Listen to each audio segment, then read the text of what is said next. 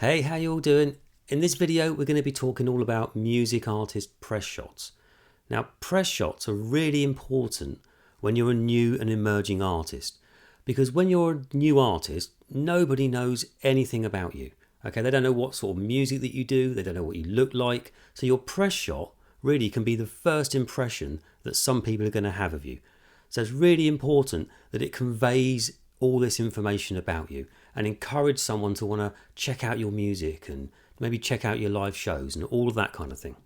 Before we get any further, let's just clarify what we mean by press shots. So a press shot is a specific piece of photography that's taken of you, the artist, and it's used when you're promoting and marketing something specific, such as your single releases, or you could be marketing your show tickets, whatever it may be. Usually the press shot will sit alongside and accompany your press release. So when you're releasing a series of singles, you're going to want a different press shot for each single that you release. Right? And this is different to your cover art, and it's different to your general photography. Okay, so you're going to need those things as well, but that's a different topic. So the press shot is an image of you, the artist. Okay, you're the subject of the photograph.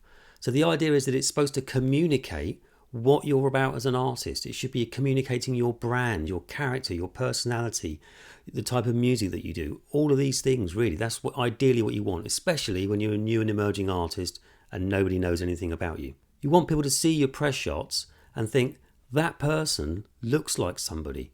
That person looks interesting. I think I might go and check out that person's music or go and see their shows. Right? That's what you're trying to encourage people to do. So now we know what the goal of the press shot is. Let's look at how to actually create them. So first of all, your budget. You do not need to spend loads of money or even hiring professional photographers to get your press shots. It's totally okay for you and a friend to go off and do this. Most modern phone cameras are good enough quality now that you can go and get some decent press shots. You can even hire a camera if you really wanted to. You can also use filtering and photo editing software such as Canva, these kinds of things. So you're very capable of doing this yourself and getting decent results.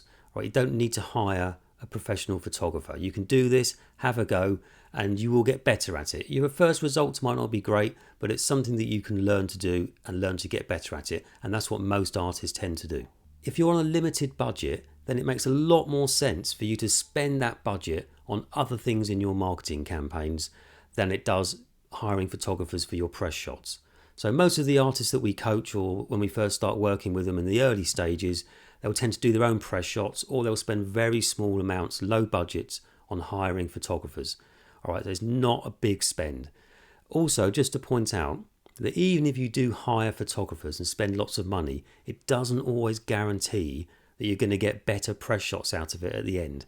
And hopefully this video will help explain some of this and help you understand that even if you do hire a photographer, some of the things that you can do to try to get better results.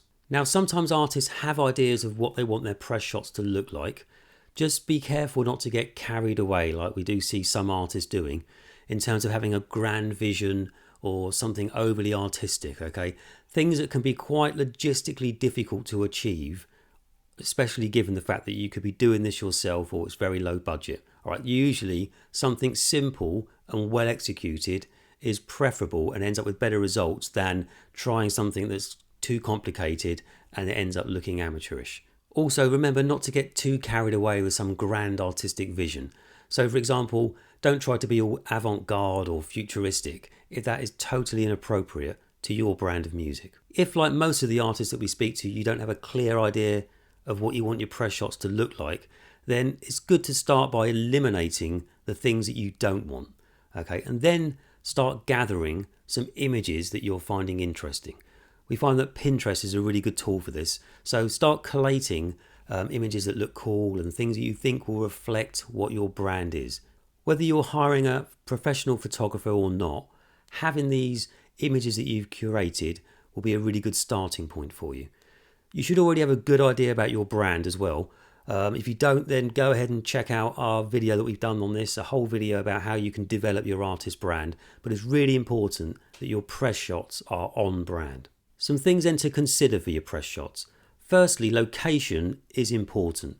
Remember, you want it to look cool and interesting and on brand. So I've had some artists send me photographs before, which is effectively of them at home, in their living rooms, in their kitchens, and these kinds of images.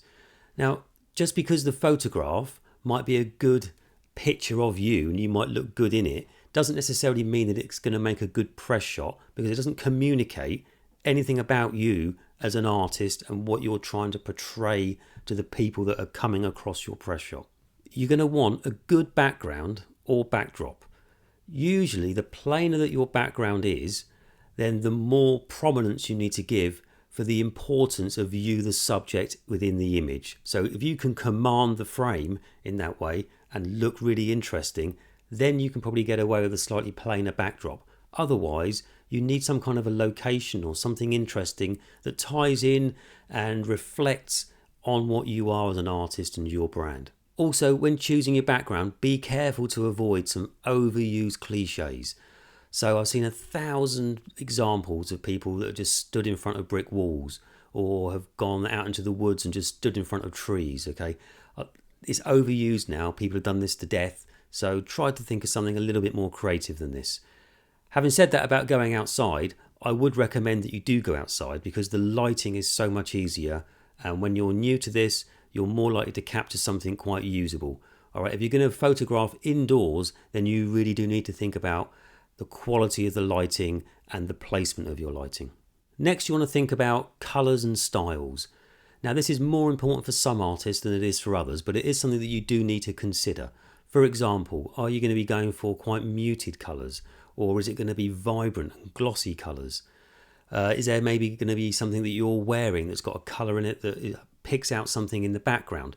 Is there a colour that's very specific to your branding, for example? Okay, all these things you're going to need to consider. You can enhance some of these ideas with filtering and editing after you've taken the shots.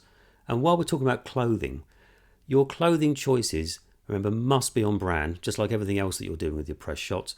But also I find that for lots of artists, especially when they're starting out, the choice of clothing can really help you look a lot more interesting and slightly less ordinary. It's often useful if you've got lots of options of different clothing. And also if you've got ideas and maybe some different locations that you can go to, and perhaps even some props sometimes, if that's the sort of thing that you're going to go for. We tend to find that the most successful shoots, especially when you're going to be going out with a friend and kind of doing this yourself, is when you've got lots of different ideas and you're going to try lots of different things and take lots of shots. So there's only one piece of advice that you take from this video. Let it be this: when you're going to go and do your own photo shoots, take loads and loads of shots, hundreds and hundreds of shots, okay? Because really, you're only going to look for 4 or 5 that you're going to use, and that's the kind of hit rate that you should be expecting, all right? Most of the shots you take, you will be discarding. Now, let's consider a few things about being photographed, because for most artists, being photographed is quite a self-conscious thing to do. Again, especially when you're quite new to this and you haven't had loads of photographs of yourself done. This means that often we see shots of artists looking slightly uncomfortable or awkward or tense and all of these kinds of things. And it really comes across in the images. This is another reason why you need to take loads and loads of shots, because you're only looking for a small handful of images that you can actually use. In fact, sometimes we found that the shots that are taken of you when they didn't even know they were being taken can sometimes be the best ones out of the whole bunch. So it's important to relax, because any tension in you is going to come across in the photograph and you won't look photogenic. All right, it's important that you are posing without looking like you're posing. That's kind of what you're doing here. So just go for it. Be brave, all right? You can do this. Remember, you're going to have loads of photographs that you're going to discard anyway. You're just looking for that small handful of photos at the end of it that are actually usable. Another very common problem that we see with artists that are just starting out and their press shots is that the artist looks like a sort of cheap clothing catalogue model. You know, the sort of thing where you'd imagine there's a price next to the jacket that you're wearing in the image, that kind of thing. Or it can look like stock photography, these kinds of images.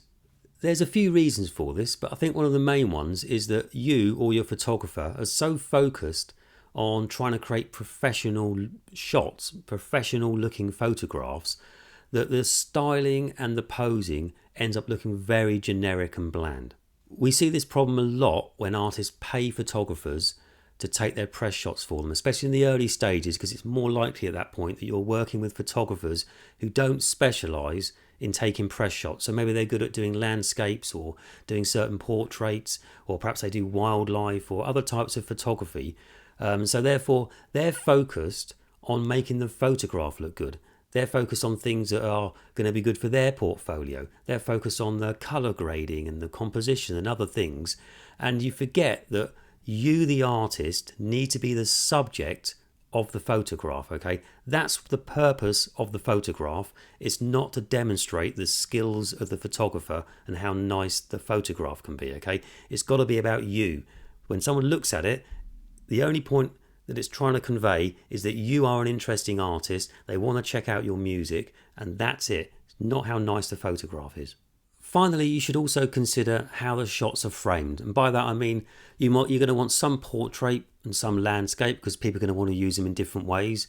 Maybe you don't always want to be dead centre of the frame. Try playing around with where you're positioned in the composition, and just think about whether or not this would work when your image is cropped. So when people use your press shots, sometimes they're going to crop them or change them around a little bit. So will your image still work, and is there anything in the background that it's critical for it to be there, and so on, all right?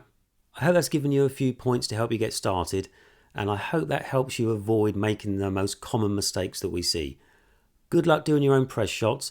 Remember, you can do this yourself. You will get better at it. You don't need to spend loads of money hiring professional photographers when you're just starting out as an artist. Try some ideas out, have some fun, be relaxed, and own it. Okay, you belong in that shot. Let us know in the comments below how you get on with your own press shots, and we'll see you next time.